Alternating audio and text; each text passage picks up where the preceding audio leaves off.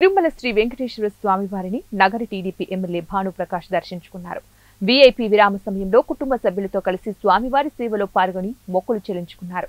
దర్శనం అనంతరం రంగనాయకుల మండపంలో వేద పండితులు ఆశీర్వచనం అందించగా ఆలయ అధికారులు స్వామివారి తీర్థ ప్రసాదాలు అందజేసి పట్టు వస్త్రంతో సత్కరించారు. రాష్ట్రాన్ని అభివృద్ధి పథంలో చంద్రబాబు నడిపిస్తారని ఆకాంక్షిస్తున్నానని ఆయన తెలిపారు. ప్రధానిగా మోడీ ప్రమాణ స్వీకారం అనంతరం చంద్రబాబు సీఎంగా 12వ తారీఖున ప్రమాణ స్వీకారం చేయనున్నట్లు తెలిపారు. ఎన్డీఏ కూటమిలో ప్రధాన భాగస్వామిగా టీడీపీ ఉండటంతో రాష్ట్రానికి మంచి రోజులు వచ్చాయన్నారు.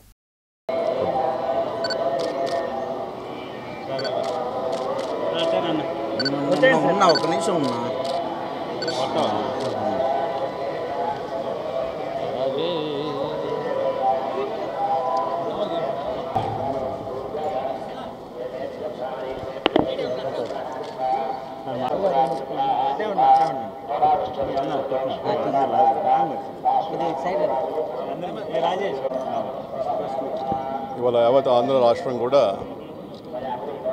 వన్ సైడ్గా వచ్చి ఇవాళ రాష్ట్రాన్ని కాపాడుకుందామనే ఒక సందేశం ఇచ్చారు. ప్రజల ఆశీర్వాదం వల్ల ఖచ్చితంగా మంచి ప్రభుత్వం ఉంటే ఏర్పడుతుంది. రానున్న రోజుల్లో బాబు గారు రాష్ట్రాన్ని మంచి ప్రగతిశీల రాష్ట్రంగా చేస్తారని పూర్తి విశ్వాసం మాకుంది.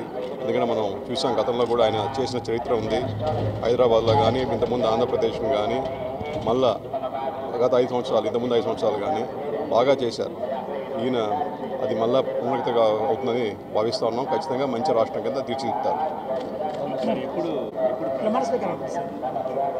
మోడీ గారు ప్రమాణ స్వీకారం 9వ తారీఖు ఉండడం వల్ల మంది 12వ తారీఖు ఉండొచ్చని మేము భావిస్తా ఉన్నాం. ఇప్పటికైతే ఇంకా అధికారికంగా సంకేతాలు ఏం రాలేదు. 12వ తారీఖు ఉండవచ్చు.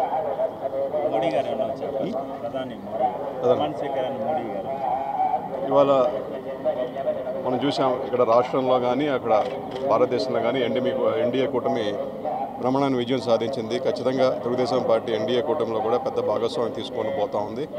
మన రాష్ట్రానికి కూడా అది మంచి రోజులు. రానున్న రోజుల్లో మన రాష్ట్ర ఉన్న హక్కులు కానీ, లేకపోతే మనకు రావాల్సిన వనరులు కానీ అవన్నీ కూడా ఖచ్చితంగా పోరాడి తెచ్చుకుంటాం.